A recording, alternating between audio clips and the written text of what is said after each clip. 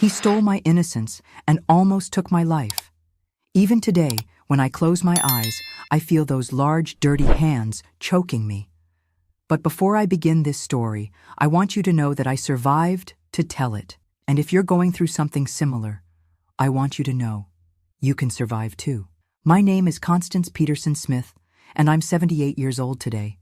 But my story begins when I was only 9. Everyone here in Cedar Creek, this little piece of Kentucky hidden along the banks of the Ohio River, knows me as Miss Connie from the pharmacy. For over 50 years, I was the only pharmacist in town, the one who helped everyone with their health problems, from a passing fever to the most complicated deliveries. Looking at me now, with this fragile body, white hair, and wrinkled like a raisin, no one would imagine that I once carried a secret so heavy it bent my back much more than the weight of age. I was born in 1947 to a simple but respected family.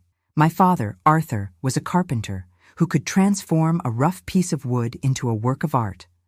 My mother, Josephine, sewed for the wealthier families in the region. We were poor in money but rich in dignity, as my father always said. We lived in a small but decent house made of brick with a shingled roof with only 3 rooms. The living room that doubled as a kitchen, a bedroom where my parents slept, and another where I shared a straw mattress with my 2 older sisters, Teresa and Louise. Life was simple, but it was good. We woke up with the rooster's crow, ate what we grew in our backyard, and went to bed early, lulled by the sounds of crickets and frogs. Our routine only changed on Sundays, when we went to Mass at the little church in the square, and once a month when we had lunch at my paternal grandmother's house, Grandma Antonia. These lunches were a family event. They gathered all her children, my father and his 4 siblings, with their respective families. It was a day of abundance, of eating until you couldn't anymore, of laughter, stories, and for us children, of playing with cousins we rarely saw. Grandma Antonia's house was on a large plot of land, away from town, with an orchard in the back that seemed like a little piece of paradise to us children. It had apple trees, peach trees, cherries, berries, any fruit you can imagine was there. The house itself was large, one of those old ones, with many rooms, a porch that wrapped around everything, and a dirt yard where chickens scratched freely. On that fateful Sunday, I woke up excited. It was lunch day at Grandma's, and that meant good food, games, and that feeling of belonging that only a large family can give. Mom dressed me in my Sunday dress, a light blue one with white polka dots that she had sewn herself, braided my hair with a matching ribbon, and made me promise not to get dirty playing before lunch. "Constance, today you look like a young lady," she said, looking me up and down with that motherly pride. "You're not going to run around with the boys like a little tomboy anymore, you hear? You're at the age where you need to learn to behave like a proper young lady." I promised I would, but deep down, I knew that as soon as I got there, I would head straight for the orchard with my cousins. The freedom we felt away from the adults' eyes was too precious to waste. We walked to Grandma's house, about 2 miles of red dirt road. I skipped ahead while my parents came behind, carrying a dish of potato salad with bacon that my mother had prepared to contribute to the lunch. My sisters, now young women of 15 and 17, came right behind, talking about the church boys who had caught their attention. When we arrived, the house was already full. Uncle Jack, the oldest of my father's brothers, had come with his wife Laura and their 3 children. Aunt Darlene, the only woman among the siblings, was there with her husband Sam and the twins, my cousins who were my age. Uncle Manuel with his wife Irene and their 2 boys. And then there was Uncle Gerald. Uncle Gerald was the youngest of my father's siblings, only 5 years older than my sister Louise. He wasn't married and lived with Grandma, helping to take care of her and the property. He had always been Grandma's favorite, perhaps because he was the youngest, perhaps because he was always around. He was a handsome man, tall, with an easy smile and a laugh that filled the house. Everyone liked Uncle Gerald.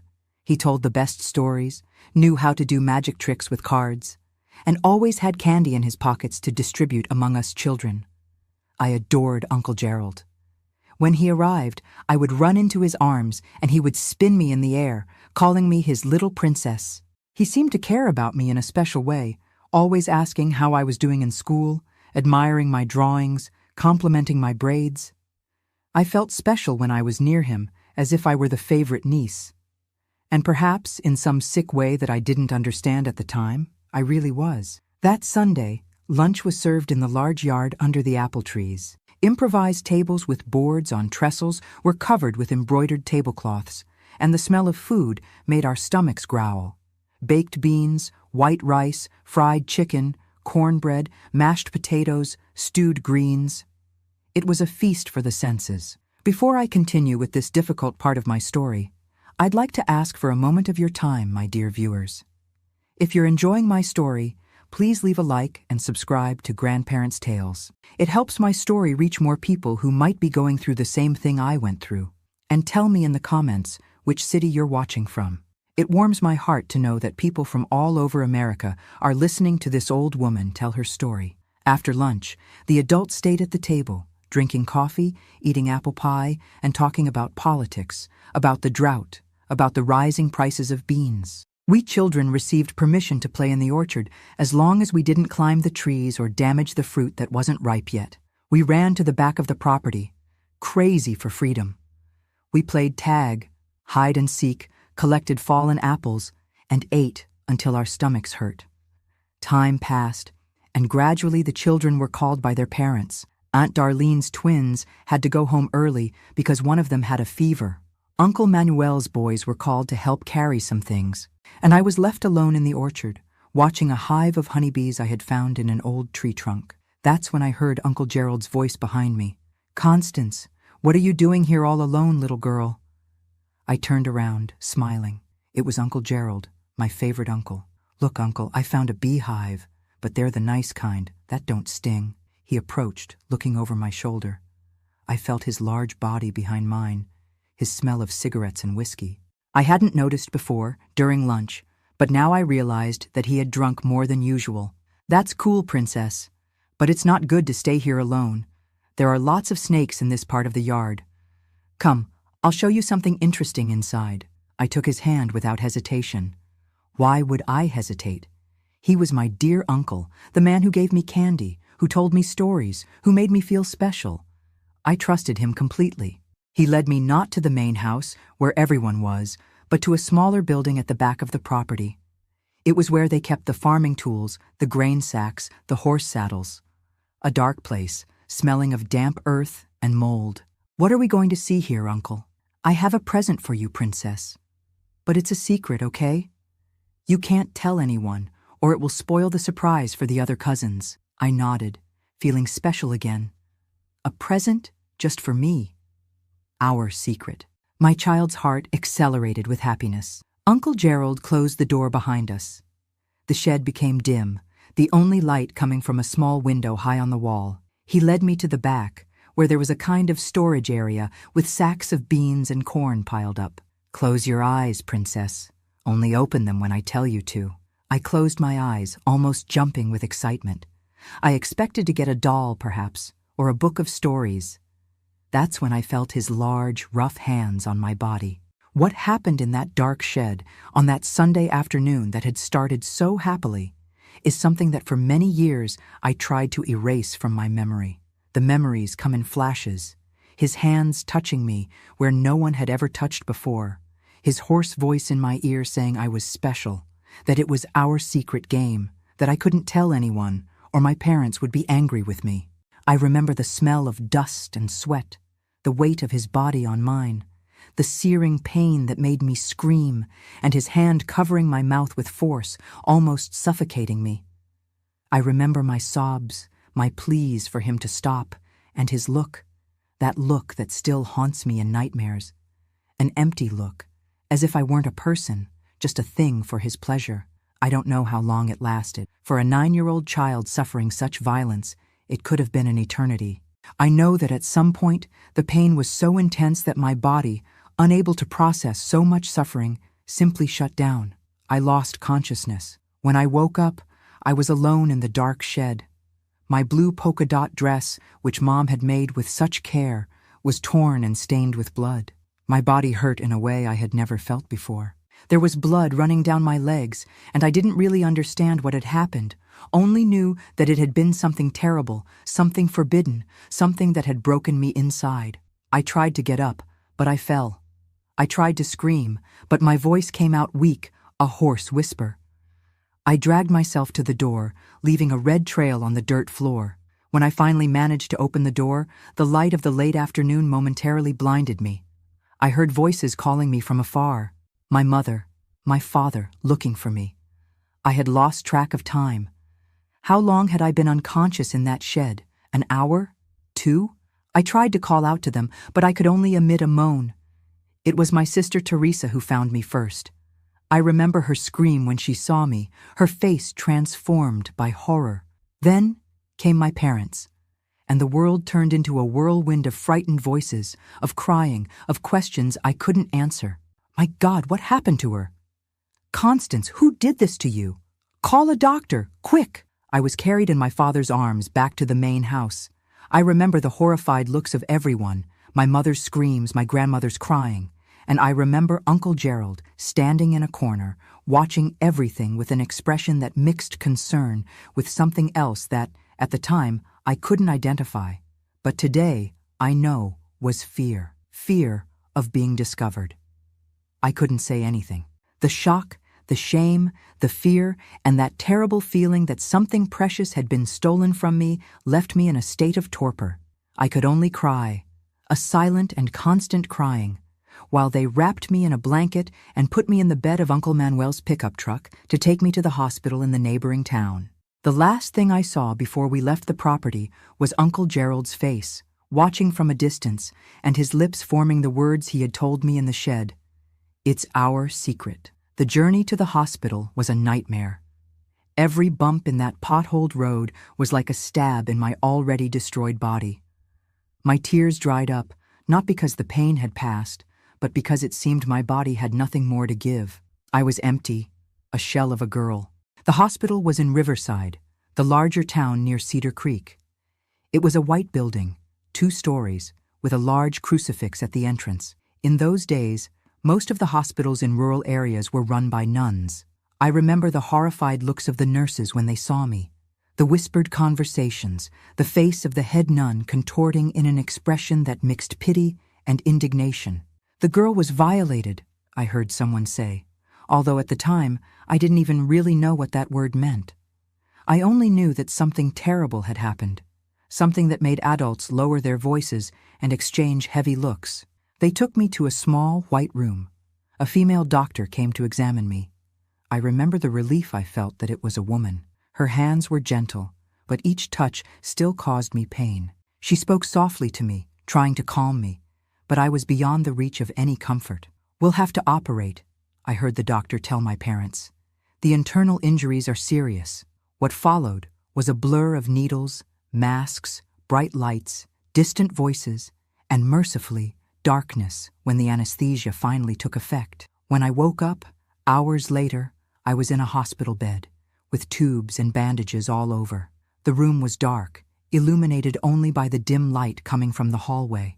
In the chair next to the bed, my mother slept in an uncomfortable position, her face swollen from crying so much. I wanted to call her, but my voice wouldn't come out. I tried to move my hand to touch her, but my body seemed to weigh tons. That's when I heard a sound coming from the door. Light, careful steps. My heart raced, panic taking over me. Was it him? Had he come to silence me for good? The door opened slowly, and the hallway light revealed my father's face. I had never seen my father like that. Arthur had always been a strong, unshakable man, one of those who doesn't show weakness even when the world is falling apart. But the man I saw at that door was destroyed. Red eyes, a face aged 10 years in a single day, a posture curved as if carrying the weight of the world. He approached the bed, thinking I was still asleep. With infinite care, he adjusted the blanket over me, a caress so light I barely felt it. I saw silent tears running down his face, marked by the sun and hard work. "My little girl," he whispered, so low I could barely hear. "Forgive me. I should have protected you." It was the first and only time I saw my father cry. The man who faced storms without blinking, who carried heavy logs as if they were twigs, who never bowed before the difficulties of life, was there, shattered by the pain of not having been able to protect his youngest daughter. I closed my eyes, pretending to still be asleep, I didn't want him to know I had seen him in that moment of vulnerability. Even as a child, I knew there were things that a man like my father preferred to keep private. The days in the hospital dragged on. I discovered later that I was hospitalized for almost 2 weeks. I had lost a lot of blood. The internal injuries were serious, and there were moments when the doctors feared for my life. But I was strong, as the doctor said. "This girl has the strength of an oak," she commented to the nurses. On the 3rd day, when I could already stay awake for longer, and the pain had diminished a bit thanks to the medicines, the doctor came to see me accompanied by a man in a suit who introduced himself as a sheriff. "Constance," he said, sitting beside my bed, "I know it's difficult to talk about this, but we need you to tell us what happened. Who did this to you?" I looked at my mother, who was on the other side of the bed. Her eyes were full of a mixture of pain and determination. "You can speak, daughter," she said, holding my hand. "Nobody is going to hurt you again. Daddy and I are going to protect you." Even so, the words wouldn't come. How could I tell them that my own uncle, my father's brother, my grandmother's favorite, had done something so horrible? How could I say that the man everyone loved, who told stories and did magic tricks, was a monster? But something in my mother's gaze, a firmness that said she would fight for me against the whole world if necessary, gave me courage. "It was Uncle Gerald," I whispered, so low that they had to lean in to hear. The silence that followed was absolute. I saw the shock on the sheriff's face, the painful confirmation on my mother's. She already suspected, I realized. Perhaps she had already seen something in his behavior that I never noticed. Perhaps she had noticed looks, gestures that went unnoticed by everyone else. "Are you sure, honey?" asked the sheriff, his voice now softer.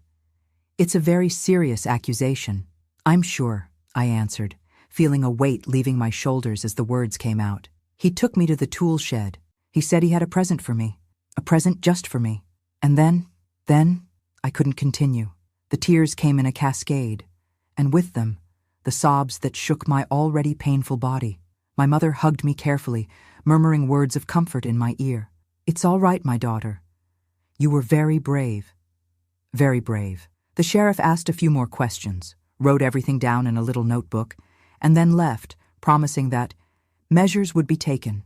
Only years later did I understand what that phrase meant. When we were alone, my mother held my hands in hers and looked at me with an intensity I never forgot. "Constance, listen carefully to what I'm going to tell you. What happened to you was not your fault.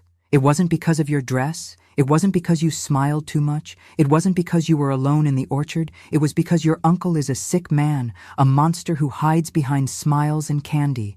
And he will pay for this, I promise." I nodded, still unable to fully believe those words. Part of me, the child part that still didn't understand the evil of the world, thought that I must have done something to provoke that situation. Maybe if I hadn't agreed to go with him, if I hadn't trusted him so much. "And there's one more thing," my mother continued, her voice now a whisper. "Your father can't know it was his brother. Not yet." "Why?" I asked, confused. "Because your father will kill him, Constance. He will kill him and go to jail, and we will be left without him, and I can't lose you both." I didn't fully understand at that moment, but I agreed. I trusted my mother more than anyone else in the world. What I didn't know was that my father was already at the door of the room, had heard everything. The expression on his face when he came in, my God, I'll never forget it. It was as if something had died inside him, something fundamental. His eyes, normally alive and bright, were opaque, like stones at the bottom of a river. "Josephine," my mother began, realizing from his look that he had heard. "Please, think of the girls, think of the family." He raised his hand, asking for silence, but not with anger. It was a tired, defeated gesture. "I've already thought, Josie. Thought a lot. And I have a plan." The way he said it, so calm, so controlled, gave me more fear than if he had shouted or broken everything in the room. It was the calm of someone who had already made an irrevocable decision, of someone who had already accepted the consequences of what he was going to do. At that moment, lying in that hospital bed, still too weak to get up on my own, with pains that no child should feel, I could not imagine what would come next. I didn't know that my father's plan wasn't simply to kill his brother, but to make him suffer as I had suffered. I didn't know that justice, when carried out by one's own hands, can be much more terrible than any legal punishment. What I knew was that nothing would be the same again. The girl who shone in the blue polka-dot dress, who ran through the orchard picking apples, who trusted adults and thought the world was a good place, had died in that dark shed. In her place, someone different was being born, someone who would carry invisible scars for the rest of her life. In the days that followed, many people came to visit me in the hospital. My aunts and uncles, cousins, neighbors, even the priest from our parish. Everyone brought gifts, words of comfort, looks of pity. Everyone, except Uncle Gerald. Of him, I only heard that he had gone to Louisville to take care of some business. Fleeing, of course. My grandmother never appeared either. I found out later that she refused to believe that her youngest son, her favorite, could have done something so horrible. Perhaps it was asking too much of a mother. Or perhaps it was just another example of how we often prefer to believe a comfortable lie than to face a devastating truth. A week after my conversation with the sheriff, when I was already improving and the doctors were talking about discharging me soon, my father came to visit me alone. He sat by my bed with that serious expression that rarely left his face since the incident. "Constance," he began, choosing his words carefully. "Next Sunday, there will be another lunch at Grandma's house." Just hearing this, I felt my entire body contract with fear. I never wanted to go back to that place, see that shed, remember. "I don't want to go, Dad," I answered, the tears already forming in my eyes. "Please, don't make me." He took my hand, with a delicacy that contrasted with those calloused fingers from so much work. "You don't have to go, my daughter. You'll never have to go there again if you don't want to. But your mother and I are going, and I need you to understand that perhaps things will happen that you will hear about later. Things about Uncle Gerald." "What things, Dad?" He hesitated, clearly divided between the desire to protect me from more horrors and the need to prepare me for what was to come. "Justice, my daughter. Justice." The word hung between us, full of dark promises, of secrets that I was still too young to understand. Even not knowing exactly what my father was planning, I felt a chill. It wasn't just fear. It was also a strange kind of relief. The certainty that, one way or another, Uncle Gerald would pay for what he had done. "When you get out of here," my father continued, "we're going to Aunt Darlene's house in Bloomfield. You, your mother, and your sisters will stay there for a while. I'll come later. And school, Dad, and the house, and my books?"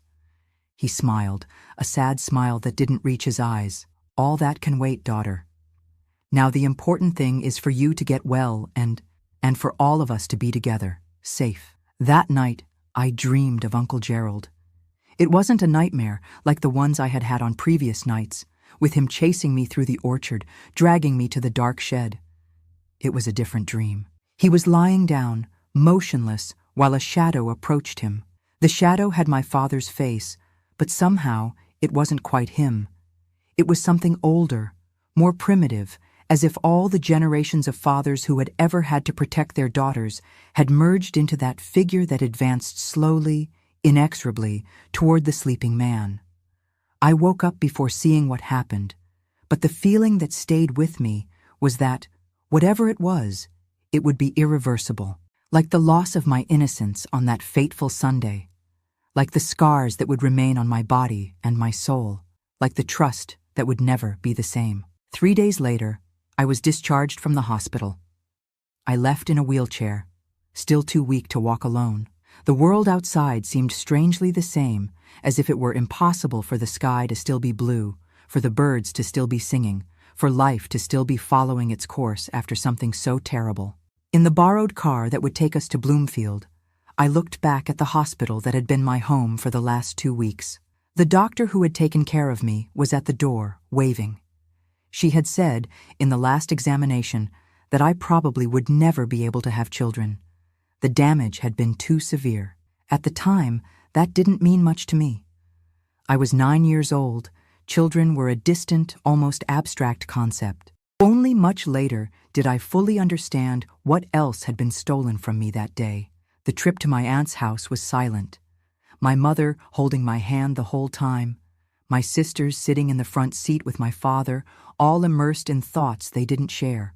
It was as if an invisible wall had been erected between us, a wall made of pain, of guilt, of anger, and of a love so fierce it found no words to express itself. When we arrived at Aunt Darlene's house, the sun was already setting, painting the sky red and gold. My aunt received us at the door, her eyes already red from crying. She hugged each of us, holding my face between her hands when it was my turn, looking deep into my eyes as if searching for signs of damage that went beyond the physical marks. That night was the last time I saw my father before the next Sunday. He said goodbye to each of us with long hugs, whispered words, promises that soon we would all be together again. With my mother, it was different. The two moved away, talked in low voices for a long time, and when they returned, I saw that my mother had cried, but there was something else on her face, a fierce, almost wild determination. "I'll be back Sunday night," my father said before leaving. "Stay here, don't go into town, don't talk to anyone about what happened." And then he was gone, taking with him the weight of a decision that would change our lives forever. What happened that Sunday, at my grandmother's house, I only found out much later. And even then, not the complete story, just fragments, whispers, rumors that circulated for years in our region. Enough to understand that some forms of justice are as terrible as the crime that motivates them. Enough to know that my father, that gentle man who taught me to recognize types of wood by smell, had within him a darkness that only came to the surface when what he loved most was threatened. The time we spent at Aunt Darlene's house in Bloomfield dragged on like a Good Friday procession. They were days of waiting, of heavy silence, and looks laden with secrets. My aunt did her best to help me recover not only my body, but my soul as well. She prepared the foods I liked most, let me sleep with a lamp on, and never pressured me to talk about what had happened. My sisters, Teresa and Louise, took turns at my side, reading stories, combing my hair, trying to make me smile with jokes that no longer made sense to me. I saw in their eyes not only sadness, but also a new fear.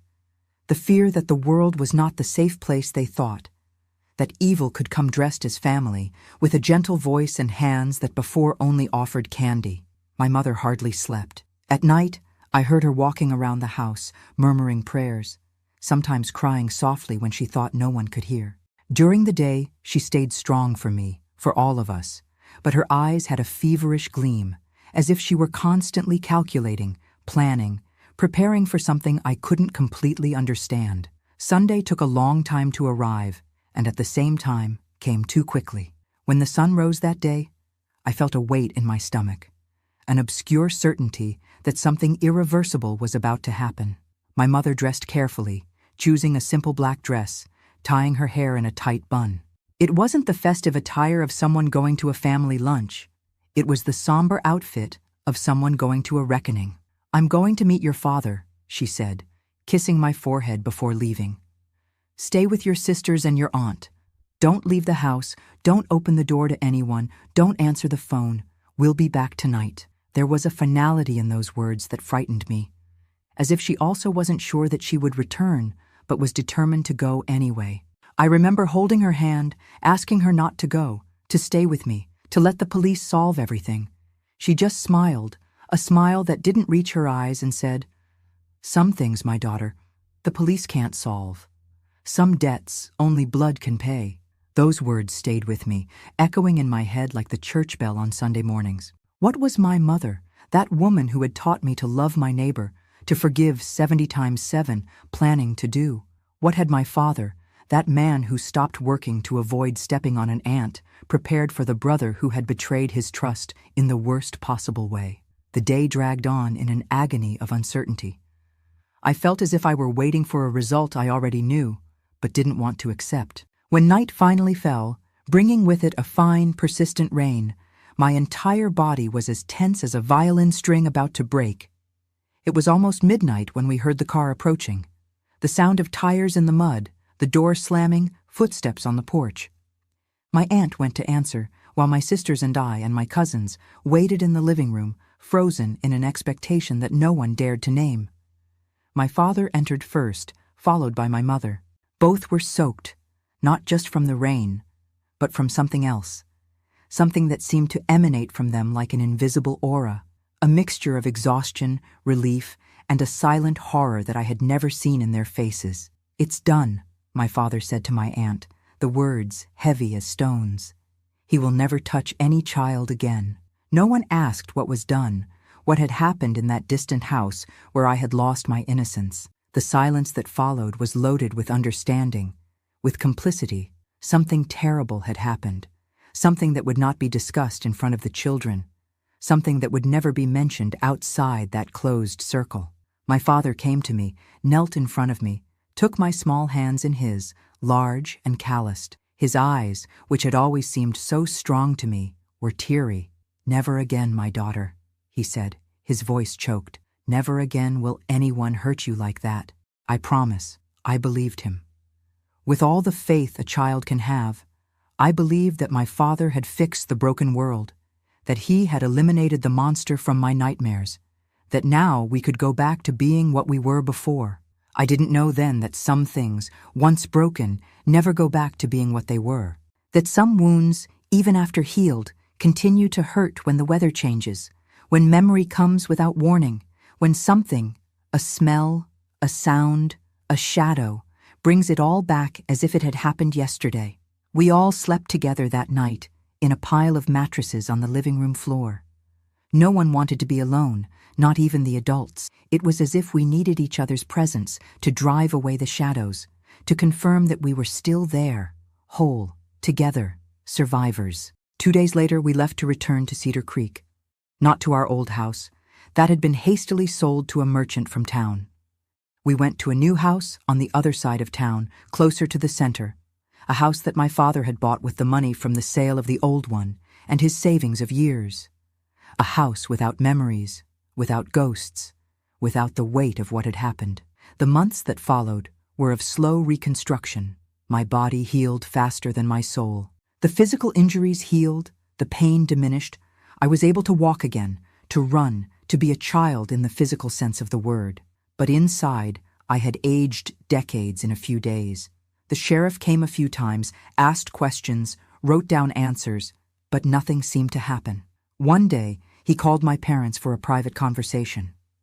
When they returned, they had a strange expression, a mixture of relief and a resigned sadness. "The case is closed," my father said that night during dinner.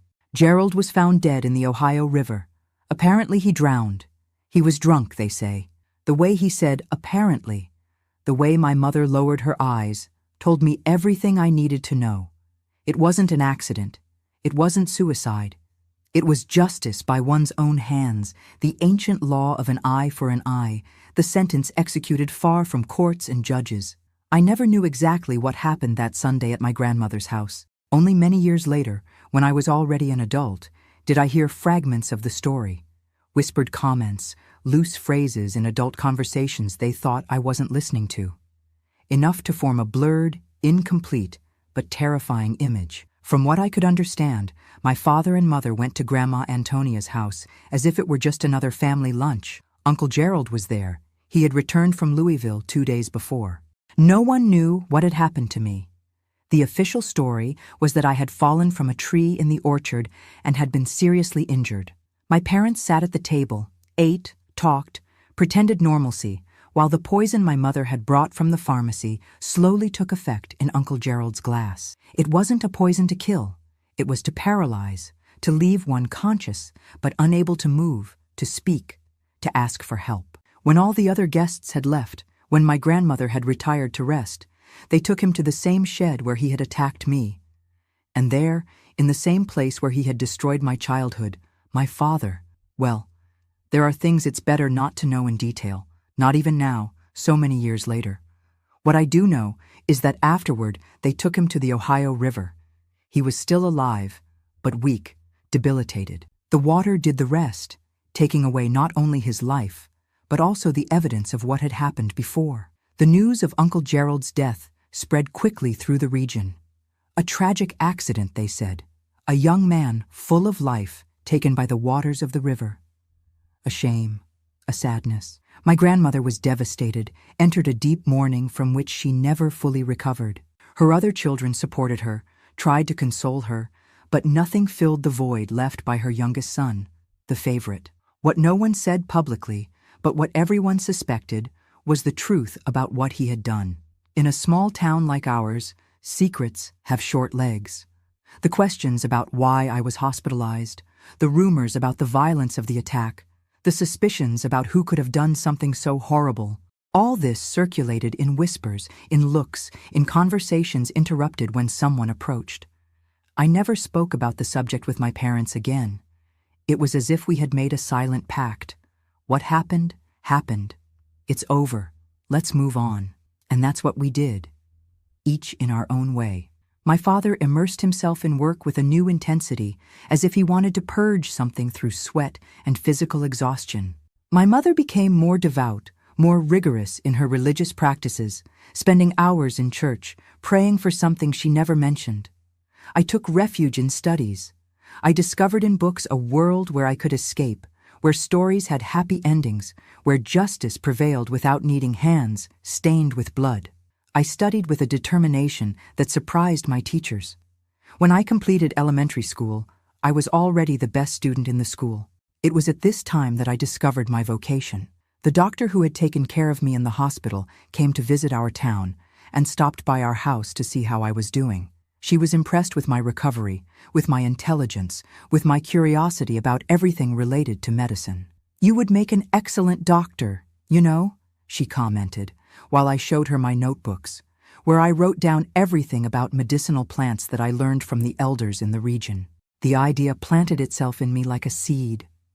Doctor, someone who heals, who helps, who saves lives, someone who transforms pain into knowledge, suffering into compassion.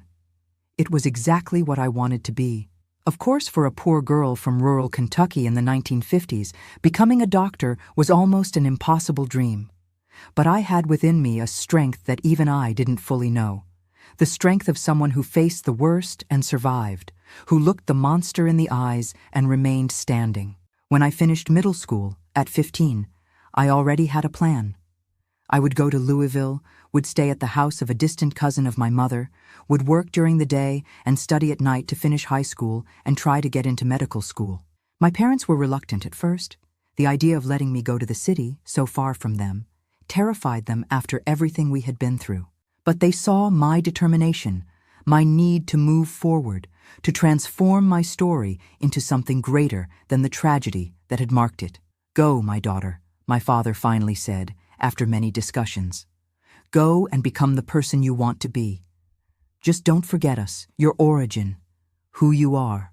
I left Cedar Creek on a March morning in 1963 with a cardboard suitcase containing everything I owned and a fear that mingled with hope in my chest. I was 16, and for the first time since that fateful Sunday, I felt that the future could be brighter than the past. Louisville received me with its intense heat, its steep hills, its smell of the river and industry, its chaotic mixture of colors and sounds.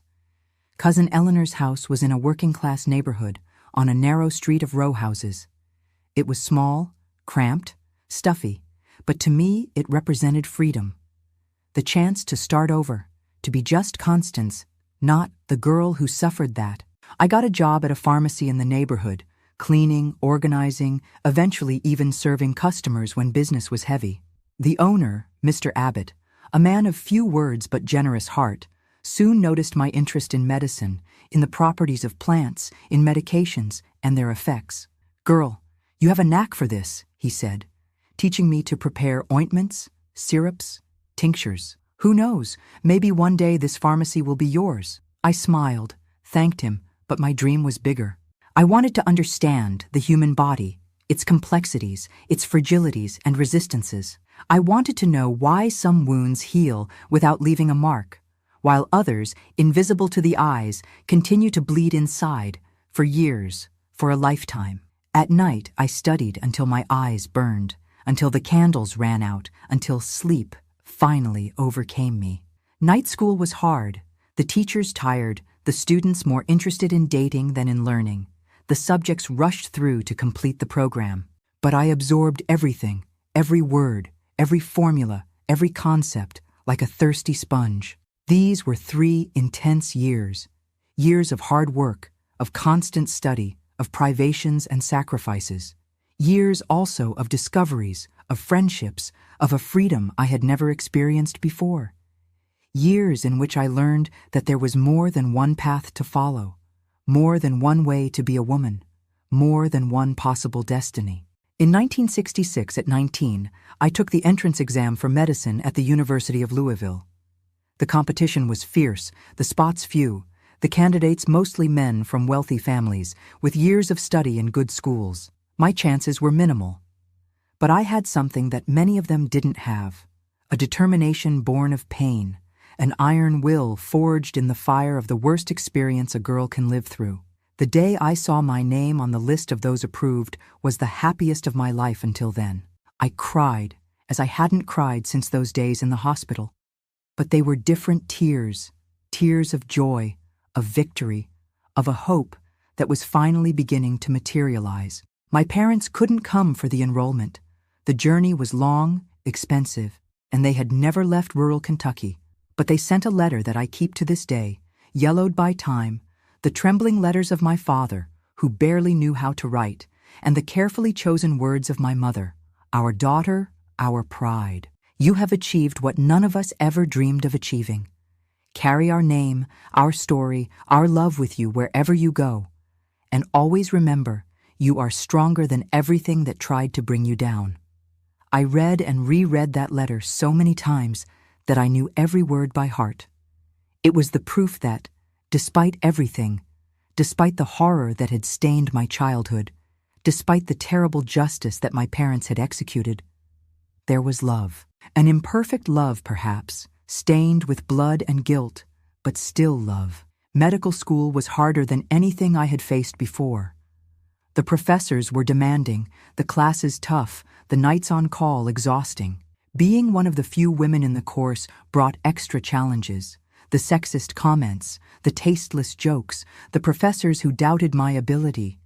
But none of this stopped me. Each obstacle only fueled my determination.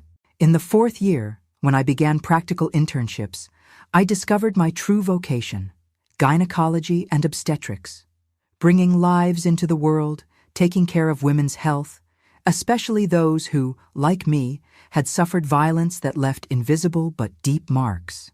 That was what I wanted to do for the rest of my life. It was during a shift at the maternity ward, helping to bring into the world a baby of a girl of only 13, a victim of abuse like I had been, that I made a decision. I wouldn't return to Louisville after graduating. I would return to rural areas, to places like Cedar Creek, where girls like me, like that frightened young mother, had no access to adequate medical care, to information, to protection. I graduated in 1972, at 25. The ceremony was simple, but my parents were there.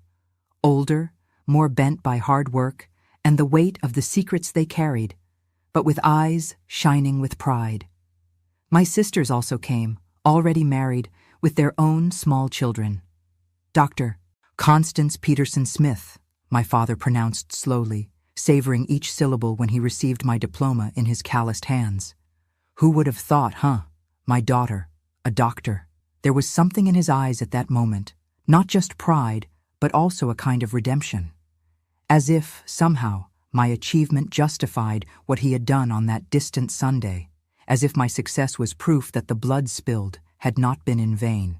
I didn't return to Cedar Creek. Instead, I accepted a position in Riverside, the neighboring town, where the hospital that had treated me so many years before was located.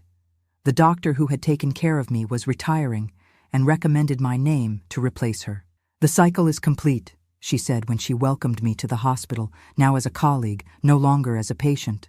"The girl we saved returns to save others." I worked at that hospital for 5 years.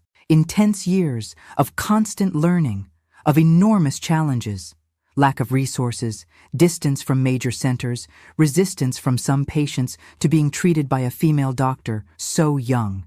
But they were also years of deep satisfaction. Each life I helped bring into the world, each woman who managed to recover from a difficult birth, each girl I protected from a fate similar to mine by reporting abuse to the authorities. Each small victory was a balm for the old wound I still carried. It was in Riverside also that I met Anthony, the pharmacist who would become my husband. He had come from Boston to rural Kentucky as part of a government program to bring health professionals to needy areas. He was a gentle, patient man with delicate hands like I had never seen in a man before. Our courtship was slow, respectful. He knew, not in detail, but enough about what had happened to me. He knew that there were scars, both physical and emotional, that I carried. He knew that there were nights when I woke up screaming, bathed in cold sweat, trapped in nightmares that came from the past. And he knew, above all, that I might never be able to give him biological children. "It doesn't matter," he said when I told him about the last part, the tears running down my face. "There are so many children who need love, care. If we are to have a family, we will find a way." We got married in 1978, in a simple ceremony in the little church in Riverside. My father, already elderly, led me to the altar with slow but firm steps. My mother cried throughout the entire ceremony, silent tears that spoke of relief, of gratitude for seeing her daughter, the one she almost lost, finding a path to happiness. The following year, we opened our own pharmacy in Cedar Creek. I returned to the town I had left so many years before, no longer as the broken girl, but as the woman who had rebuilt herself piece by piece, scar by scar. Smith Pharmacy became the heart of the town. It wasn't just a place to buy medicines. It was a meeting point for counseling, for care. Anthony took care of the administrative part, of the preparation of formulas, of medications. I offered consultations, guidance, sometimes even small procedures for those who couldn't get to the hospital in Riverside. Over the years, we adopted 3 children, Ryan, Mary, and Caroline. 3 souls who, like me, had known the darkest side of life too early. Ryan had been abandoned at birth. Mary and Caroline were sisters, rescued from a violent father after their mother died. We gave them what was given to us and what was taken from us: love, security, a chance to start over. My parents lived long enough to meet their adopted grandchildren, to see them grow, to realize that the family they had protected with such ferocity, even by terrible means, continued to flourish, to expand, to exist through new lives, new beginnings. When my father died in 1985, I found among his belongings a yellowed newspaper clipping. It was the news of the accidental drowning of Uncle Gerald in the Ohio River, dated that fateful Sunday of 1956. He had kept that all these years as a reminder, a proof, perhaps even as a kind of penance. On the back of the clipping, written in his trembling handwriting, was just one sentence: "For Constance, I would do it all again." I kept that clipping, not as a trophy or a celebration, but as a reminder that love, even when it manifests in its darkest, most terrible aspects, is still love. That my father, that gentle man who never raised a hand to me, carried until his last day the weight of what he did to avenge me, to ensure that I could have a future. The truth is that none of us, neither my father nor my mother nor I, came out unscathed from that story. We carried the marks, visible and invisible, for the rest of our lives. The difference is that we learned to live with them, to transform them into something that, if it couldn't be called beautiful, at least could be useful, meaningful, even healing. I've come to the hardest part of this story, my dear ones, the part I've never fully told to anyone, not even to my children or my late husband, the part I've kept in the depths of my soul as a sacred secret, protected by decades of silence. What happened that Sunday, when my parents went to my grandmother's house without me, is something I only knew in fragments, in sparse pieces that I gathered over the years. Some told in moments of weakness by my mother, others whispered by my Aunt Darlene years later, still others deduced from looks, sighs, nightmares my father had on stormy nights. In that week between my hospitalization and the Sunday lunch, my parents spent hours planning every detail. I remember the nights when I heard them talking in low voices in the room next door, the loose phrases I managed to catch. "It has to look like an accident. No one can suspect. He has to feel what she felt." My mother went to the pharmacy in Bloomfield, where no one knew her. She bought a small bottle of a strong medication, the kind doctors use to calm agitated patients. Enough to leave a person unconscious, but not to kill. Death would come later, in another way. My father spent hours in the back garage of my aunt's house, sharpening a hunting knife he had brought from our house in Cedar Creek. I saw him through the crack in the door, the repetitive movement of the blade against the whetstone, the concentrated face, the fixed eyes, as if already seeing something far beyond that garage, far beyond that city, far beyond that moment. On Sunday morning, they left early. My mother wore her simple black dress, her hair in a severe bun. My father, his only good shirt, the one he only wore for Christmas and Easter masses. The two looked like they were going to a funeral, not a family lunch. "Take care of your sisters," my mother told me before leaving. "Pray for us." From what happened afterward, I can reconstruct through the fragments I gathered over the years. My parents arrived at my grandmother's house at lunchtime. They were received with the usual normality, perhaps with some questions about how I was doing. My father hugged his brothers, including Gerald, without showing anything beyond the usual affection. My mother helped set the table, serve the food, fill the glasses. It was during lunch that she did what she had planned. A moment of distraction, when everyone was engrossed in conversation and the powder from the medicine dissolved in Uncle Gerald's wine glass. He drank without noticing anything, perhaps just a slight bitter taste that wine naturally already possessed. After lunch, when everyone spread out around the property for the afternoon rest, the medicine began to take effect. Uncle Gerald felt dizzy, had difficulty keeping his eyes open. My father, attentive, noticing the signs, offered help. "Looks like you drank too much, brother," he said, his arm around Gerald's shoulders. "Come, let's have a strong coffee to clear your head." But he didn't take him to the kitchen. He took him to the tool shed at the back of the property, the same shed where I had been attacked. It wasn't a random choice. It was deliberate, symbolic. It was there that justice would be done. My mother followed them a few minutes later, making sure that no one had noticed where they had gone. She locked the door of the shed behind her. What happened in there, on that hot afternoon in 1956, I never knew with precision. There are things that perhaps it's better not to know completely. But I know that my uncle was tied to an old chair, with the ropes that my father had brought hidden in the back of the car. I know he was conscious enough to understand what was happening, but too weak to resist or scream. I know my father talked to him at length. It wasn't a blind attack of anger, an explosion of violence. It was something calculated, cold, methodical. He wanted Gerald to know exactly why he was there, what he had done, what he was about to pay for. "Do you remember what you did to my daughter in this same place?" asked my father, his voice controlled, almost calm. "Do you remember her crying, the screams, the blood?" They say the shed had small windows, covered with dark cloths, so that no one could see what was happening inside. That the only light came from a kerosene lamp, creating shadows that danced on the walls like specters. I know my mother was there, witnessing everything, sometimes participating. She, who had never raised a hand to anyone, who had taught me that violence was a sin, who had shown me the importance of forgiveness. That day, in that shed, she was another person, a force of nature, the embodiment of maternal wrath, the lioness protecting her cub, even if too late. "I want him to feel the same pain that Constance felt," she said to my father. "I want him to know what it is to be powerless, to be violated, to be destroyed from within." And so it was done.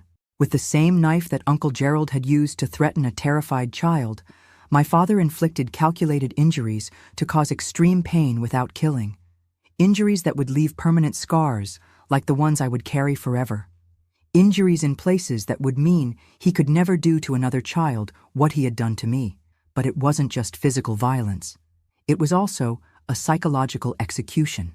Each cut was accompanied by words that described exactly what he had done to me, how I had felt, what had been stolen from me.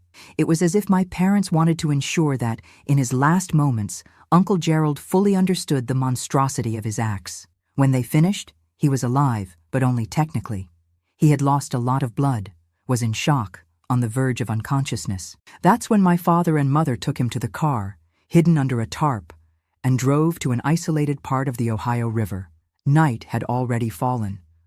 The fine rain that had begun earlier now fell with more force, erasing footprints, washing away evidence, creating the perfect scenario for what seemed like an accident. My father carried his brother's nearly lifeless body to the riverbank. Uncle Gerald was still breathing, still had a pulse, but was too weak to fight, to cry for help. "Do you have anything to say before you go?" my father asked. A last moment of humanity offered to the man who had destroyed his family. I don't know if Uncle Gerald answered. If he asked for forgiveness, if he cried, if he showed repentance or maintained his hatred until the end.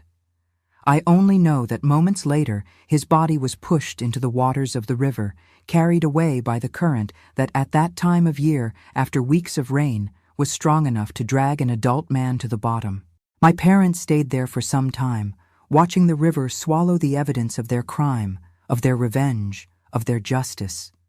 The rain fell on them, washing the blood from their hands, but not from their souls. That blood, invisible but indelible, would accompany them for the rest of their lives. The body was found 3 days later, caught in some branches at the river's edge, a few miles downstream. The injuries were attributed to the rocks and branches against which he would have hit while being dragged by the current. The verdict was quick: accidental drowning due to intoxication. Nobody questioned. Nobody investigated thoroughly. It was just another young man who had drunk too much and fallen into the river. A common story in that region at that time. When the news reached Bloomfield, where we were, I saw the expression on my father's face. It wasn't relief, nor satisfaction, nor triumph. It was something more complex, deeper. The realization of the price he had paid to avenge his daughter, not just his brother's life, but also a part of himself that would never return. The innocence of believing that the world is essentially good, that people are basically decent, that family is always a safe harbor. We returned to Cedar Creek a week later, to a new house, to try a new beginning. But the ghosts came with us. The nightmares, the silences, the distant looks of my parents when they thought no one was watching. I grew up in the shadow of that Sunday, of that revenge. Each achievement of mine, finishing my studies, entering medical school, graduating, opening my own pharmacy, was celebrated with a joy mixed with an inexplicable sadness for those who didn't know our complete story. It was as if my parents saw each step of mine as a justification for what they had done, proof that the sacrifice of their souls had not been in vain. It was worth it, my father would sometimes say, when he saw me in a white coat attending to a patient, saving a life, worth every drop of blood. He never specified which blood he was talking about, whether mine, spilled in that shed when I was only 9, or his brother's, spilled in the same place years later, or even his own, metaphorical but equally real, which he felt flowing from his heart the moment he crossed a line from which there was no return. My mother was never so explicit. She spoke through gestures, the way she held my hand during a difficult medical consultation, the pride in her eyes when I explained to a young mother how to care for her baby, the peace on her face when she saw me happy, fulfilled, despite everything. When I married Anthony in 1978, I saw my father cry for the second time in his life. The first had been in the hospital when he saw me broken by the abuse. This time, they were different tears, not of pain or anger, but of a joy mixed with relief. Relief at seeing that I had managed to overcome, that I had found love, that I had built a life beyond the tragedy. During the ceremony, when he gave me away at the altar, he whispered something that only I heard. "You won, my daughter. We won." And at that moment, I fully understood. The revenge was never just for the pain that was caused to me. It was also a declaration, a shout to the universe. She will survive. She will overcome. She will have a full life despite what was done to her. And the man who tried to destroy her will not be here to see it. When I adopted my 3 children, Ryan, Mary, and Caroline, in the mid-1980s, I saw on my parents' faces something I had never seen before. Peace.